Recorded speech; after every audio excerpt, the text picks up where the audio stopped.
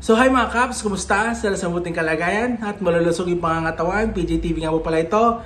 Kung hindi ka pa naka-follow, nakasubscribe sa aking YouTube channel, Facebook page, dito ka ano pag hinintay mo? Press the follow, subscribe, paki-like and share. Ha? Tara, umpisahan natin ang video. Good news ito. Bakit good news? Dahil nahatulan si Jonathan Morales ng guilty sa isa niyang kaso.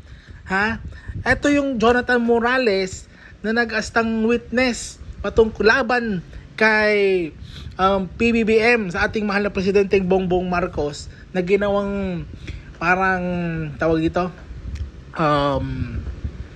anong tawag doon, nilagay siya sa sa Senado ni Bato, parang naging siya, informer o whatever ni Bato, at nag-mission failed ang paninirang plano sa pagpapabagsak kay President Bongbong Marcos patungkol nga sa droga di umano.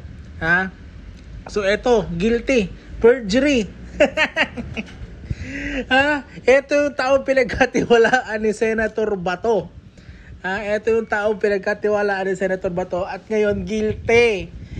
Sa perjury pa talaga, Paano na yan? Talaga naman, pahiyang-pahiya dito si Senator Bato sa nangyayari kay Jonathan Morales pinagkatiwalaan ba naman niya? Sinungaling pala talaga. Di ba? Ano na mangyayari sa mga pinagagawang kwento nito patungkol sa presidente natin? Ito patunay na to, talagang gawa lang ng kwento. Kumbaga, magkapera lang ba?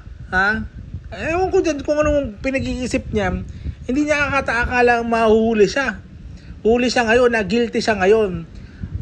Makukulong imprisonment 4 na buwan. Pero grabe, 4 na buwan. Ang dali lang nun Kano salita ng mga DDS, yung mga paniwala kay Jonathan Morales noon. Ano masasabi nyo? Comment down below dyan yung mga DDS sa paniwala na totoo mga sinasabi ni Morales patungkol sa presidente. Ito nga isang to, gawa ng kwento na perjury tuloy. Ay nako, pahiya kayo lahat ngayon.